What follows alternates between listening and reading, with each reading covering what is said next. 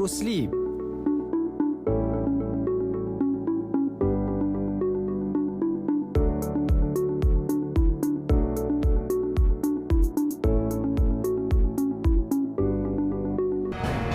Government to expand Ala Sekinchan Smart SBB program. Private companies welcome to invest in less competitive airports.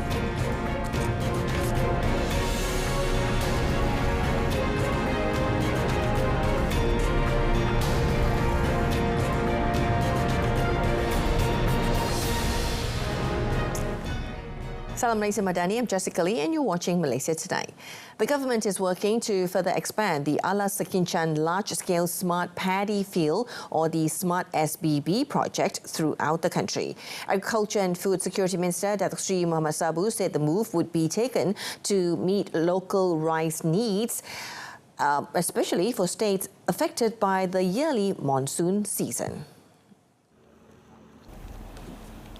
The minister noted that currently the rice production in Sabah and Sarawak is still low to meet the needs of the population, but the ministry is confident that in the long term, the two states can become rice-producing states, not only for their own consumption, but also to other states. He said the Smart SBB Ala Sekinchan program, which was introduced at the end of 2021, was now implemented almost all over the country, involving almost 10,000 farmers and covering over 26,000 hectares of paddy fields.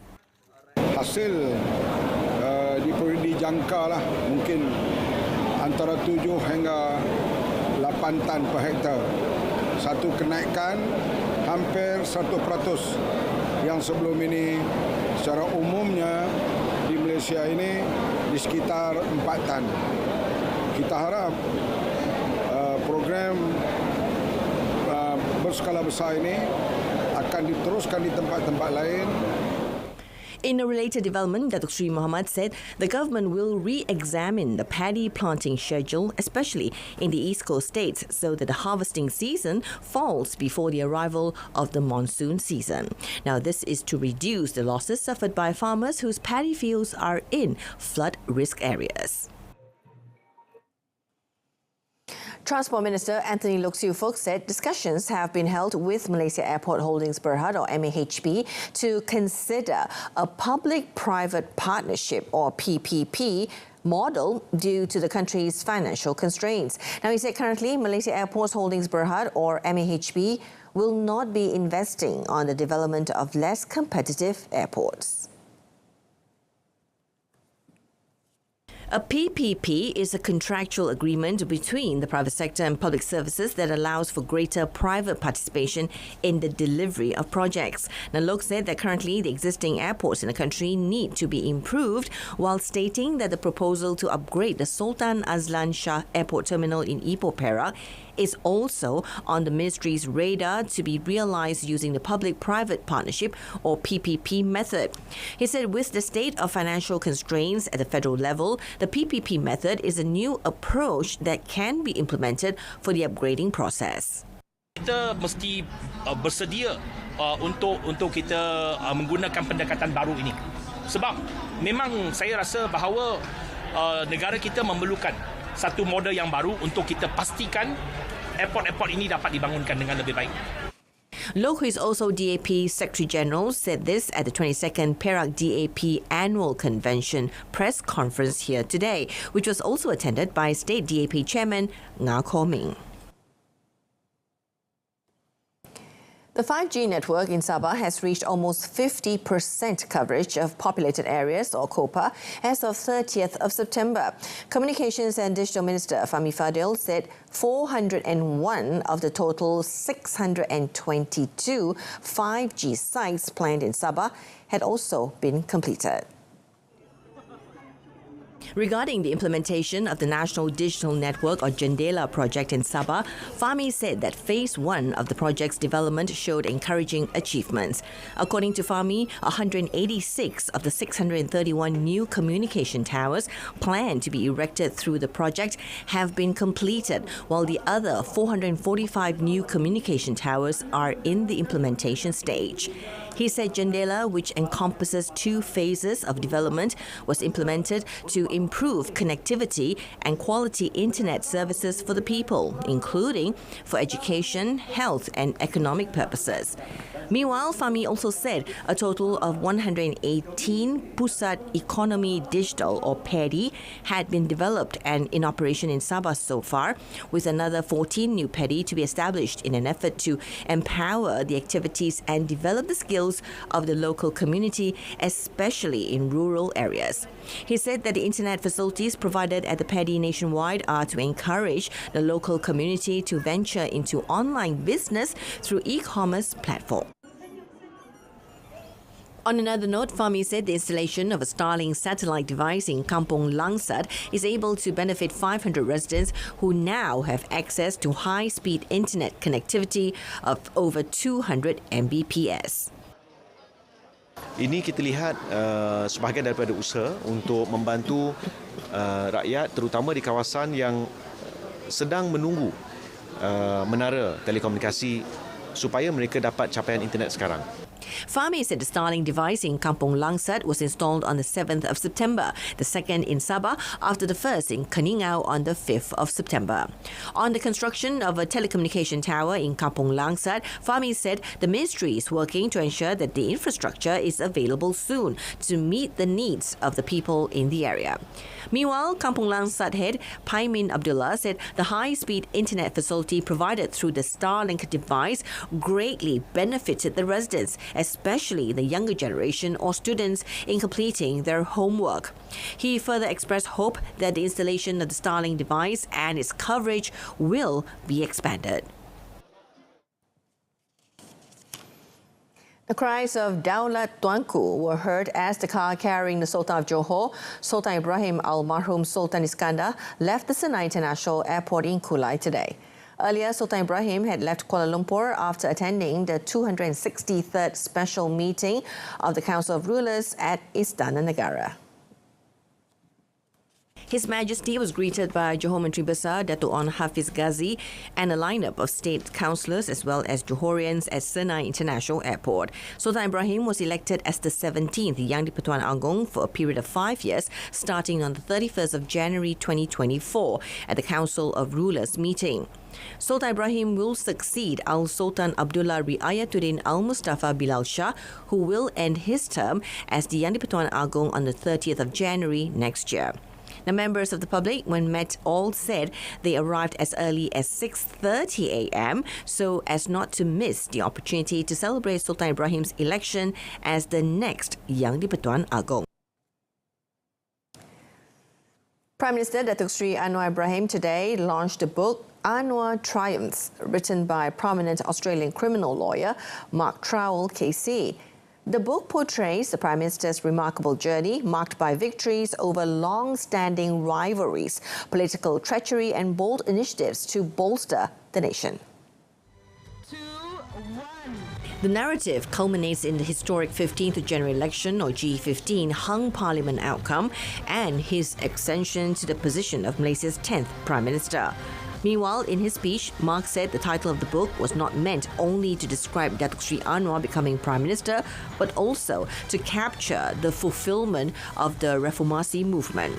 He said the Reformasi movement struggled over many years to overcome an authoritarian government that had been in power for more than 50 years, adding the story needed to be told and updated.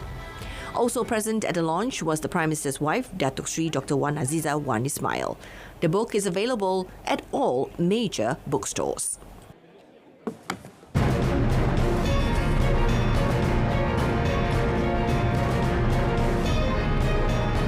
Various initiatives implemented under Sugar Reduction Advocacy Plan.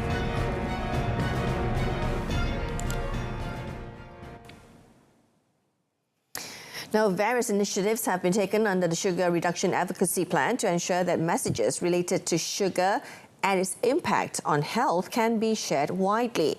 Health Minister Dr. Zaliha Mustafa said the plan, which also includes the Reduce Sugar campaign, aims to increase awareness among Malaysians about excessive sugar intake and in turn control daily sugar intake. Prior to the plan, some drink operators had long undertaken the sugar reduction initiative. Pelan ini juga merangkumi kempen kurangkan gula kepada pengusaha gerai yang menjual minuman di medan selera di seluruh wilayah Persekutuan Putrajaya.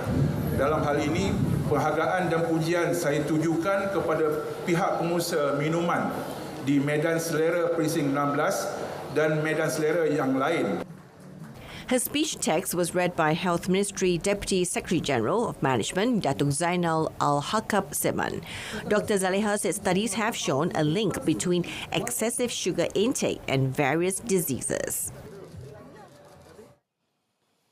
Now, companies and industries are urged to reduce their carbon emissions by promoting sustainable practices and energy transition in their supply chains.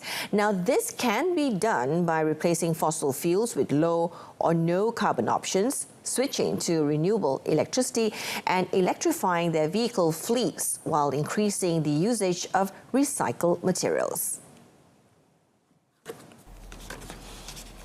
According to Fitri Isahak, the general manager of Green Expert Syndrome Berhad, a solar energy company, the rapid technological change in today's world has also provided the public with numerous ways to make the gradual transition to cleaner and renewable energy.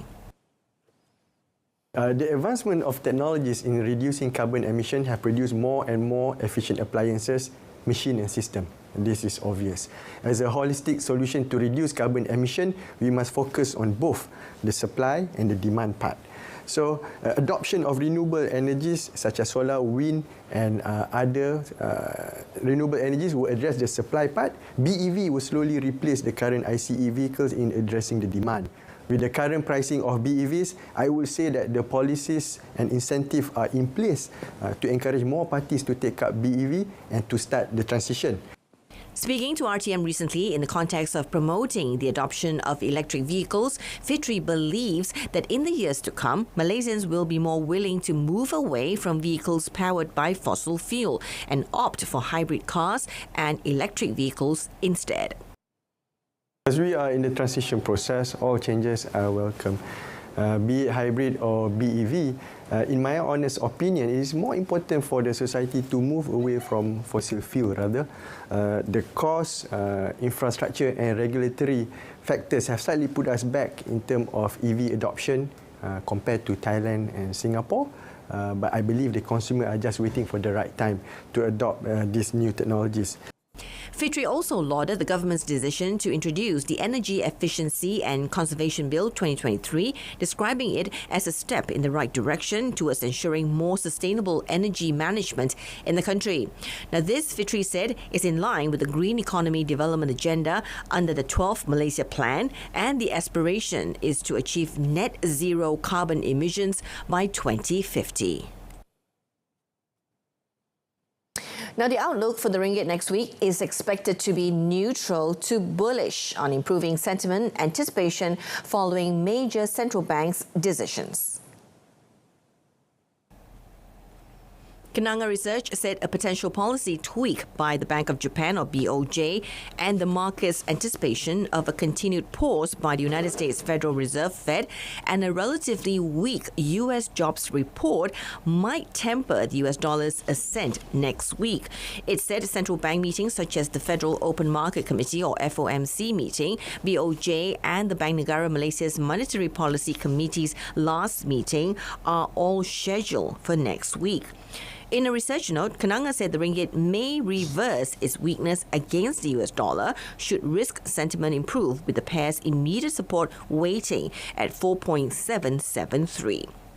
Bank Muamalah Malaysia Berhad Chief Economist Muhammad Abzanizam Abdul Rashid said he expected BNM to retain the overnight policy rate at 3%, adding that the markets would be observing the latest assessment by the Fed on the outlook for the economy.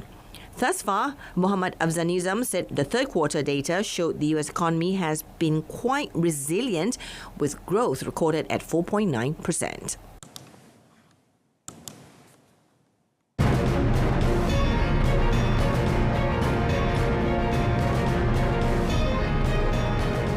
Still ahead, death toll exceeds 9,500 on both sides.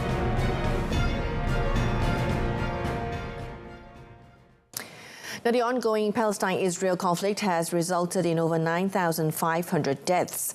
Now, this was according to the data released by the health authorities of both sides. The Gaza-based health department early Sunday morning said that more than 8,000 people had died in the Gaza Strip since the conflict broke out on the 7th of October. In addition, the health department said 110 people were killed in the West Bank. According to information released by Israel's Ministry of Health, more than 1,400 people had been killed on its side. The Israeli army continued to carry out airstrikes in the Gaza Strip from Saturday to Sunday, while launching larger-scale ground operations in multiple areas of Gaza, spanning from the south to the north. At the same time, the Palestinian Islamic Resistance Movement, or Hamas, continued to fire rockets into Israel. The Israeli army launched attacks on Jabalia and Khan Yunis in Gaza on Sunday, and also had intense clashes with Palestinian armed personnel, as reported by the Al Arabiya News. According to the Israeli Defense Forces, or IDF, tanks and other troops of Israel are advancing in a limited but sustained manner in the Gaza Strip. Reports indicated a rocket fired from the Gaza Strip landed on a street in Ashdod, Israel, Saturday night, damaging nearby cars and houses. Now, Kazakhstan said Sunday that 42 bodies of miners were found at an ArcelorMittal facility, with 4 still missing, making it the deadliest such accident in the Central Asian country's post-Soviet history. Kazakhstan's emergency services on social media said that as of 0900 GMT, the bodies of 42 people were found, and search for 4 miners continues. The Ministry for Emergency Situations in a statement said that the search operation is hampered by the presence of destroyed mining equipment as well as rubble in some places. It said rescuers are searching for miners in 2 areas of the mine, 4 kilometers apart. On Saturday, operator ArcelorMittal Timmertau, the local unit of Luxembourg-based steel maker ArcelorMittal, said 206 of the 252 people at the Kostenko mine had been evacuated after what appeared to be a methane blast. The Ministry for Emergency Situations said it was still monitoring the gas situation at the mine. Now, at least 1 person has been killed and 2 others critically wounded in an incident in southern India. Now, speaking with the local media on Sunday, Kerala's State Minister said the blast occurred at a Jehovah Witnesses convention. Now, the cause of the blast in Kalamassery, near the port city of Kochi in Kerala, remains unknown. Meanwhile, the Press Trust of India, or PTI news agency, reported at least 3 blasts at a convention centre in Kalamassery during a prayer meeting on Sunday morning. It gave no further details on the cause. Local police said 1 woman had been killed while 5 others had suffered significant burns from flames during the 3-day prayer meetings attended by some 2,500 people. Around 2% of India's 1.4 billion people are Christian, according to the last census. Jehovah's Witnesses are members of a US-based Christian evangelical movement who are best known for knocking on doors around the world, Bible in hand, trying to convert people to their beliefs. The movement, which preaches non-violence and is politically neutral, has a long history of being persecuted. Matthew Perry, troubled star of the smash hit TV sitcom Friends, was found dead at his home in Los Angeles on Saturday. He was 54. First responders found Perry unconscious in a hot tub at his house and were unable to revive him. American broadcaster NBC, which aired Friends for nearly a decade, confirmed the death. Perry was best known for his portrayal of the wisecracking Chandler Bing on the wildly popular Friends, which ran for 10 seasons from 1994 to 2004. During the height of his success, Perry battled for years with addiction to painkillers and alcohol and attended rehabilitation clinics on multiple occasions. He experienced health problems, including a burst colon in 2018 due to his drug usage, which required multiple surgeries and the use of a colostomy bag for months after. Now, TMZ, which first reported the news on Saturday, said that no drugs were found at the scene. The celebrity news outlet said Perry was found by his assistant, who called 911.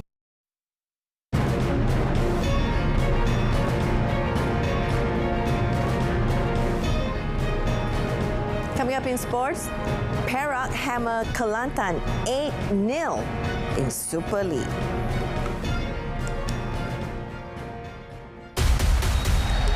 Dengan misi mesti menang, semangat perjuangan terus diledakkan dalam setiap pertembungan.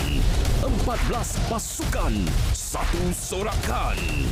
Liga Super 2023 bersama kami di RTM, rakan penyiar MFL Liga Malaysia 2023. Luka Milunovic's hat-trick and Seo Seung-nung's brace helped Perak record their biggest win this season when they thrashed Kelantan 8-0 in a Super League match in Ipoh on Saturday.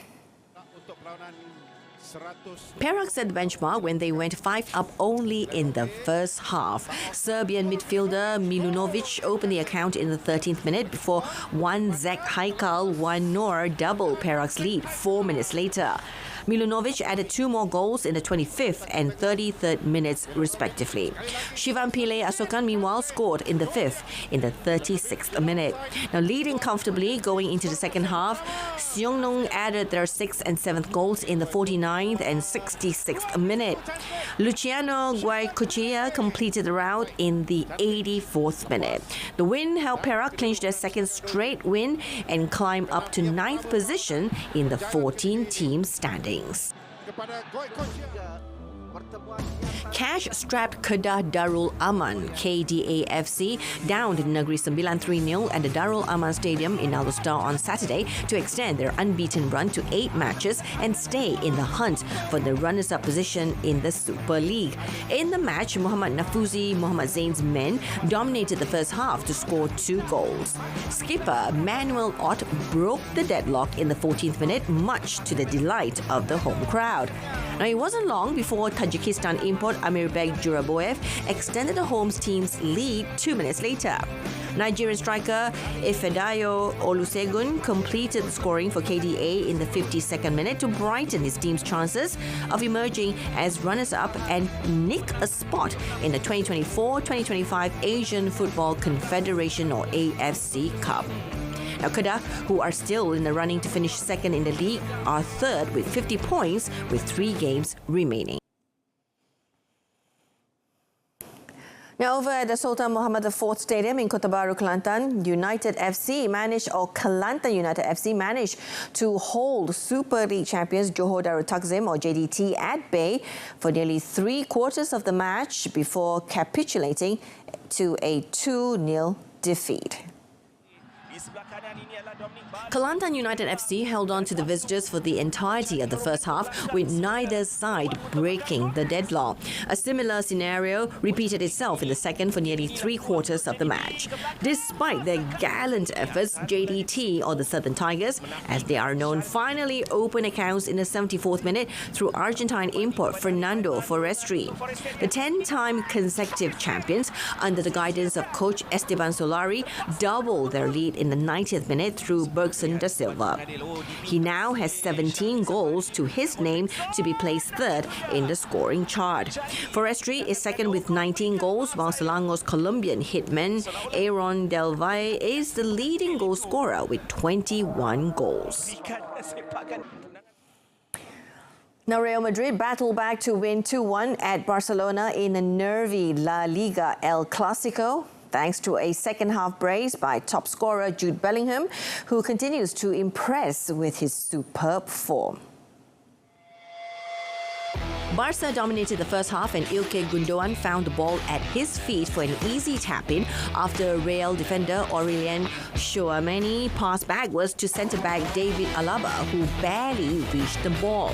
Now, Barca continued to be a constant menace to Real's defence, creating several chances to score, with Real arguably lucky to go into the break only one goal down. Real Madrid started to find their mojo after manager Carlo Ancelotti brought Eduardo Camavinga and Luka Modric off the bench, and Bellingham once again shone under the spotlight. He unleashed an unstoppable strike from range into the upper left corner in the 68th minute, and then in stoppage time he scored the winner after collecting a Modric pass inside the box. Real Madrid are top of the standings on 28 points, level with Girona. Now, Barca are third on 24, 2 ahead of Atletico Madrid.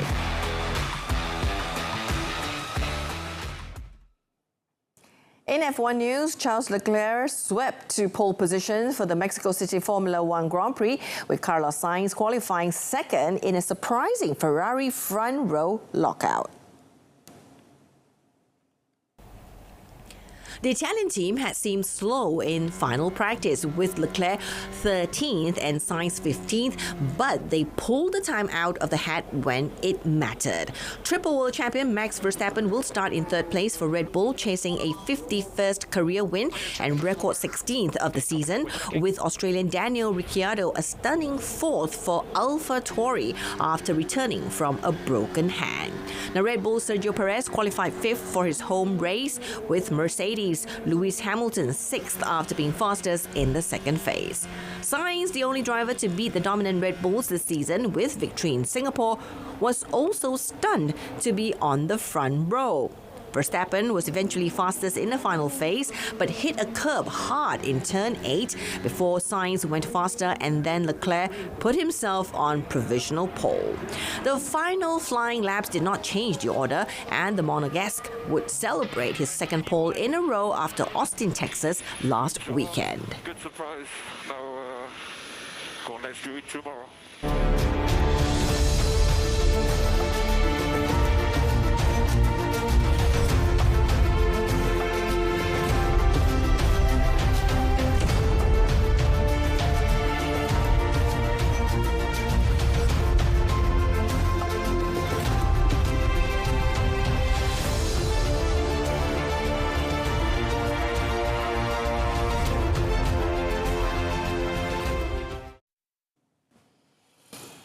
And that's it from us this evening. In our top story, government to expand Ala Sekinchan Smart SBB program.